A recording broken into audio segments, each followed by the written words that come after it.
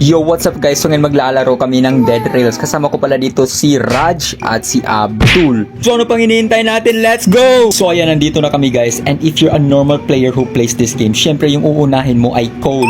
Kaso, I'm not normal. I'm built diff. Kaya yung una kong bibilhin ay yung ammo ng revolver ko kasi I have the cowboy class. So ayan, bibilin ko na guys. Let's go! So sa ngayon, ito muna yung nagawa namin sa train namin, yung mga modifications namin. Pero later, magiging ganto na to guys. So stick around and watch the whole video. So ayan guys, nasa around 5,000 plus meters pa lang kami and it's getting dark kaya pumasok kaming tatlo to chill. Chill muna kami. Kaso hindi kami makapag-chill kasi may mga zombies sa labas kaya lumaban kami for our lives to survive the night. At ayan, it's finally morning tapos nakapunta na rin kami sa next safe zone. At dahil wala kaming na-loot, hindi kami nagstay dito ng matagal at agad kaming umalis. At few minutes later, may nakita kaming parang laboratory at wala na kaming ibang hinihintay. Dumiretso na kaming pumasok at niloot yung lugar. So pagkatapos namin ilot yung parang laboratory, agad kaming umalis kasi gabi na naman. So ayan. And like always, tuwing gumagabi sa laro na to, palaging may nangyayari. Kung hindi zombies, vampires. Kung hindi vampires, werewolves. Kung hindi werewolves, ewan ko basta ang dami guys. And few minutes later, nakapunta na rin kami sa next safe zone. And this time, may loot na kami guys. And we're gonna sell it and buy stuff. At ayan, bumili ako ng rifle guys. Kasi yung rifle yung pinakamalakas na weapon sa laro na to. Obviously. Pero for me guys, no, mas maganda talaga kapag binili nyo yung revolver, shotgun at rifle. Kasi maganda sila i-combo guys. Just for me though. So pagkatapos namin magbili-bili ng mga stuff, umalis na kami and continued our journey. Let's go!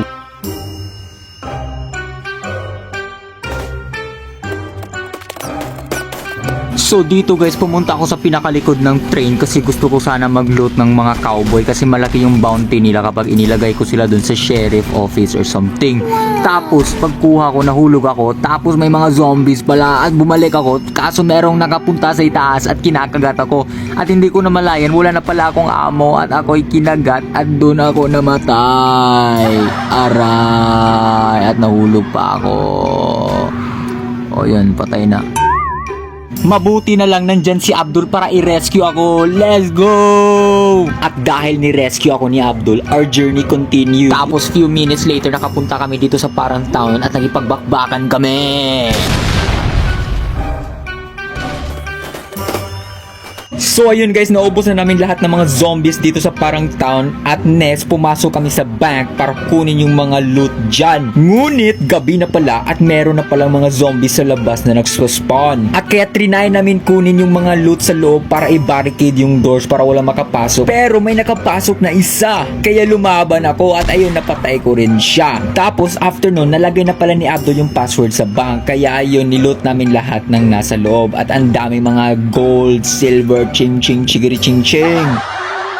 Pagkatapos niyan, umalis na kami at nakapunta na kami sa next safe zone at bumili kami ng madaming bala dahil next sa safe zone na meron kami, meron palang castle doon at nagipagbakbakan kami sa mga werewolves. At ayun, namatay si Raj at si Abdul pero buhay pa ako at syempre naman, I'm a pro kaya sabi ko sa kanila, chill lang kayo, babalikan ko kayo. At pagkatapos binalikan ko sila and there, hindi na ako binalikan.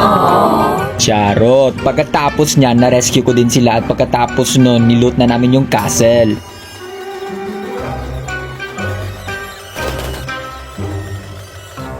Pagkatapos namin malot yung castle, the cycle repeats. Kaya after few suffering, few loots, few suffering, etc, etc, etc, I finally found the most beautiful, powerful, strongest weapon in the game. Ano yun?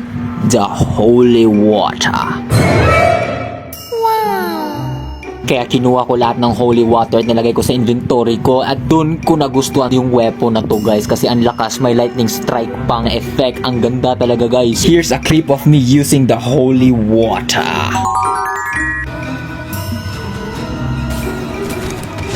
Wow! Wow!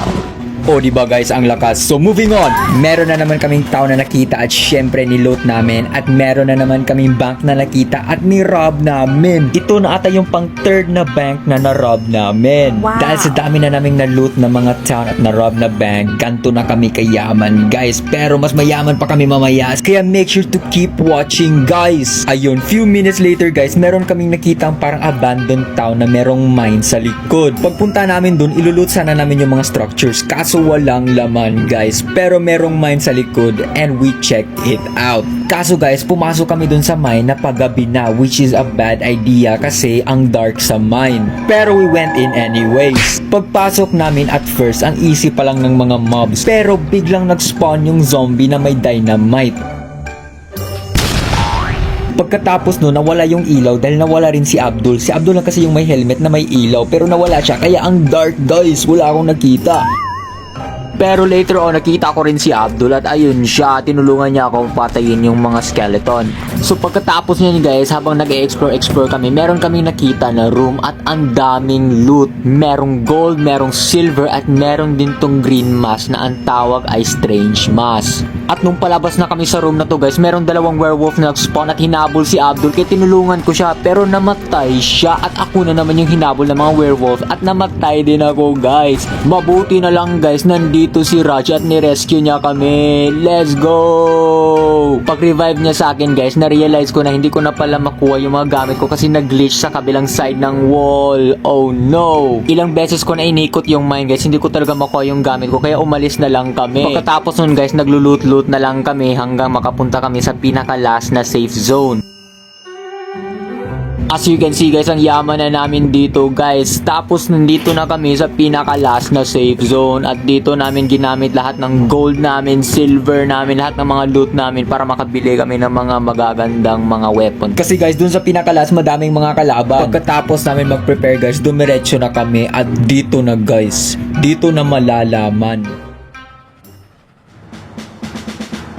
At dito na guys, sabi ko sa kanila, ready your weapons, ready your shields lads, we are going to war. As we saw the walls of the enemies, we start to shiver. But as we entered the walls of the enemies, I shouted proudly, para sa bayan.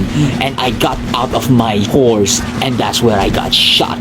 But don't worry because Abdul will save me. Katapos ako ni-rescue ni Abdul, agad ko kinuha yung gamit ko pero nahulog guys. Kaya bumaba ako at kinuha ko ulit. Pagkatapos nun, umakyat ako sa bridge. Pero pagtalikod ko guys, namatay na sila. What the flip? Kaya tinapon ko yung molotov pero may lightning na tumira sa kanila. At sabi nila sa akin, bumaba ka at tulungan mo kami. At pagbaba ko nun guys, hindi ko alam na meron pa palang kalaban sa likod ko at doon ako namatay.